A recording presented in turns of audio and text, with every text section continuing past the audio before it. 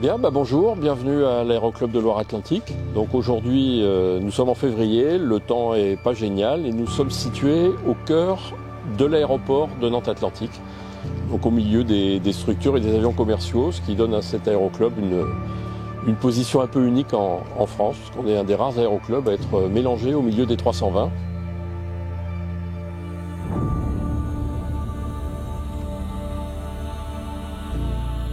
Donc je m'appelle Olivier Dumas, j'ai 65 ans, je suis à la retraite depuis pas très longtemps et mon rôle c'est d'être le président de l'association. Et en fait je suis responsable de l'association, je suis responsable des avions et je suis responsable que tout se passe bien, en gros. C'est un rôle un peu lourd, puisqu'en cas d'accident, j'engage, s'il y a eu des problèmes de maintenance, ma responsabilité pénale. Donc je vais vous faire visiter l'aéroclub, qui est ici depuis environ 50 ans et qui existe sur le terrain de Nantes-Atlantique depuis 1932 et qui était donc un des premiers exploitants du terrain, bien avant toutes les compagnies aériennes qu'on voit aujourd'hui. On est en fait beaucoup plus ancien. Donc l'aéroclub, c'est une structure associative, loi de 1901, donc à but non lucratif, et qui a pour objectif d'apprendre aux jeunes le monde de l'aviation et de faire une ouverture vers les industries aéronautiques.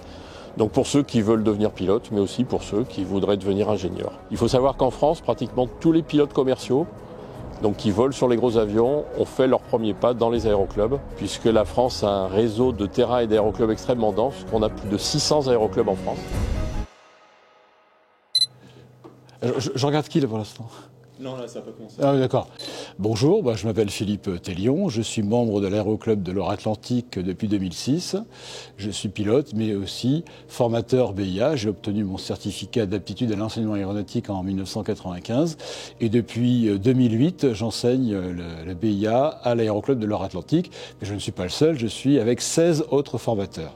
Alors le BIA, c'est le brevet d'initiation à l'aéronautique, c'est un examen éducation nationale qui existe depuis 1969, même un peu avant, mais il a été modifié à plusieurs reprises, et notamment en 1969. Le parrain est Thomas Pesquet, et le BIA, c'est une approche de l'aéronautique pour les jeunes et les moins jeunes, il n'y a pas d'âge, mais on peut commencer le BIA dès 13 ans sans problème. Nous, on préfère que les jeunes aient atteint le niveau de la 3e.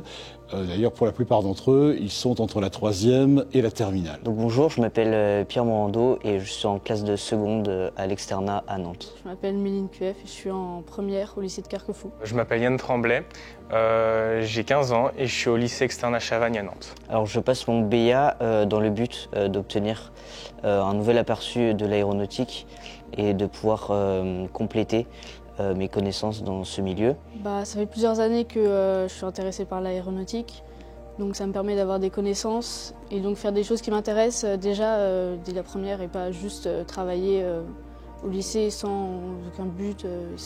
Alors j'ai décidé de m'inscrire au BIA pour en apprendre plus, approfondir mes connaissances dans ce domaine-là et pour pouvoir plus tard potentiellement avoir un métier dans ce domaine. Le BIA se décompose en 5 grandes parties, 5 grands thèmes, 5 grands domaines. Donc il y a la météorologie, il y a l'aérodynamique et la mécanique du vol, enfin on appelle ça les principes du vol, l'aérostatique aussi. Il y a la connaissance des aéronefs avec l'instrumentation notamment, les différentes parties de l'avion.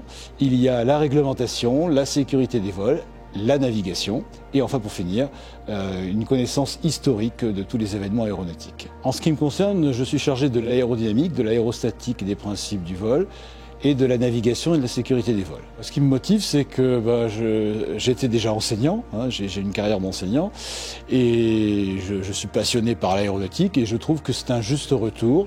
Je renvoie l'ascenseur en quelque sorte envers les jeunes qui sont passionnés, donc je me mets à leur disposition bénévolement pour leur enseigner l'aéronautique de mon mieux, parce que c'est quand même une science qui n'est pas évidente et c'est le plaisir justement de les accompagner dans leur passion.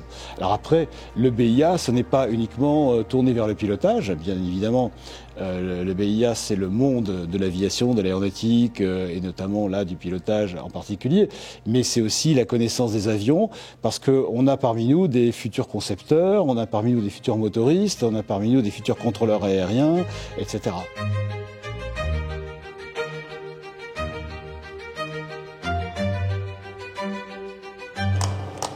On va allumer un peu la lumière. Voilà, donc vous êtes ici dans le clubhouse. Bon, il est 10h du matin en semaine, donc il n'y a pas énormément de monde. Donc c'est un endroit où les membres peuvent se réunir. Il y a un bar.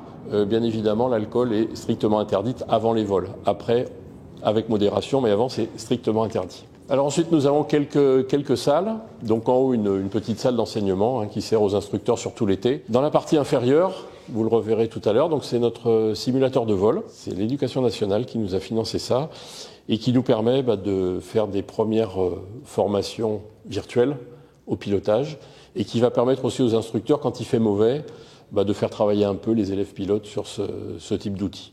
Donc c'est tout neuf, on l'a depuis 2 mois. Salut Nico. Salut Amine, ça va? Ça va et toi? Ça va. Tu fais quoi là?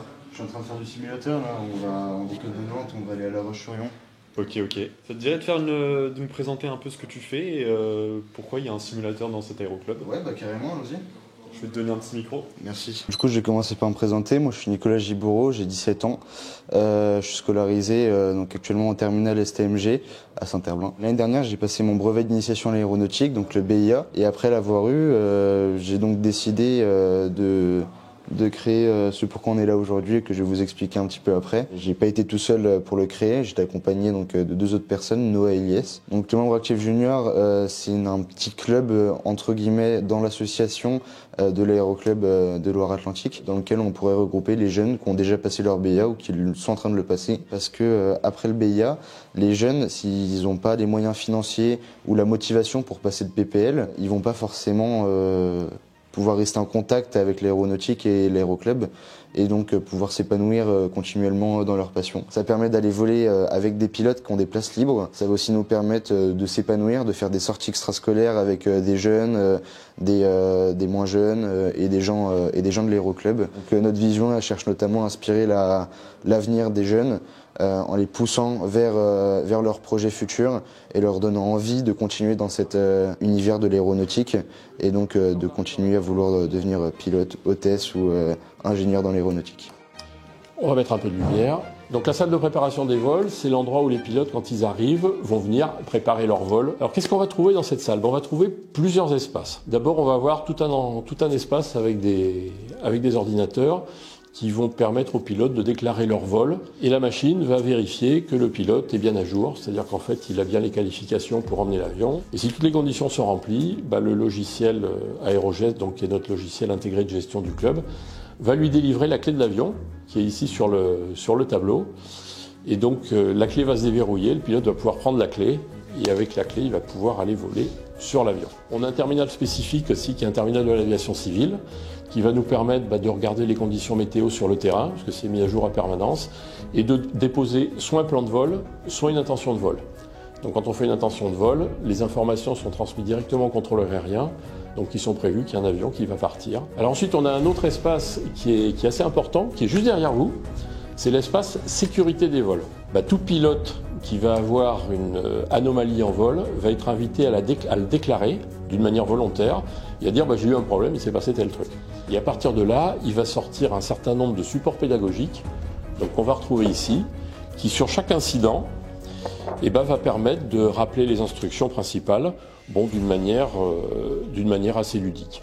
Alors c'est des trucs très divers, c'est un bouchon d'huile trop serré, comment éviter l'éblouissement en hiver, qu'est-ce qu'on fait quand il y a un problème moteur, parce qu'il y a un problème sérieux, parce que nous avions donc un moteur. Quand il tourne mal, il faut savoir quoi faire. Qu'est-ce qu'on fait quand on a un problème radio en vol? Et c'est un système qui s'enrichit au fur et à mesure qu'on a des incidents.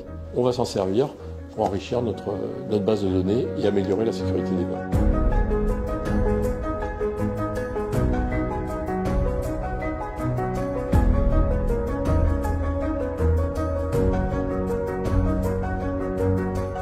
Les valeurs, on les a exprimées dans une politique RSE. C'est quelque chose qui ne se fait pas couramment en association, mais qu'on a lancé il y a 3 ans. Et donc en fait, on défend plusieurs choses et on a défini un certain nombre d'axes. Donc le premier, c'est un axe en direction des jeunes. Une des vocations de l'aéroclub, c'est clairement de former les jeunes de la métropole à l'aéronautique. On est le premier chaînon, en fait. Donc ça se fait au travers du brevet d'initiation aéronautique, ça se fait au travers d'un club junior qu'on a installé pour tous ceux qui après le BIA veulent continuer à rester en contact mais n'apprennent pas à piloter.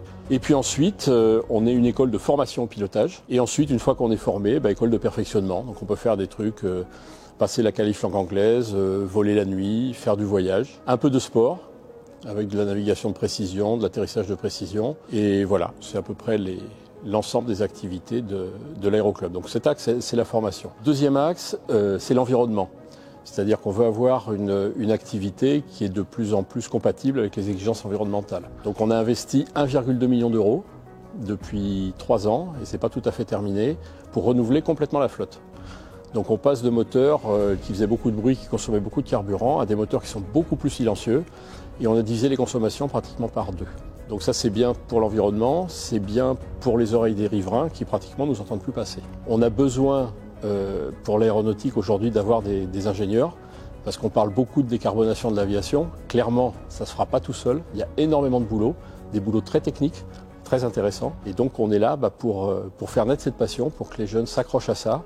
Et puis un objectif qui soit de faire des avions environnementalement beaucoup plus acceptables, et puis qui ne polluent plus du tout, et qui fassent beaucoup moins de bruit. Et là, il y a quand même du boulot. Il faut être honnête, c'est pas pour tout de suite, il y a 20-30 ans de boulot super intéressant. Il faut commencer quelque part, et ça commence ici.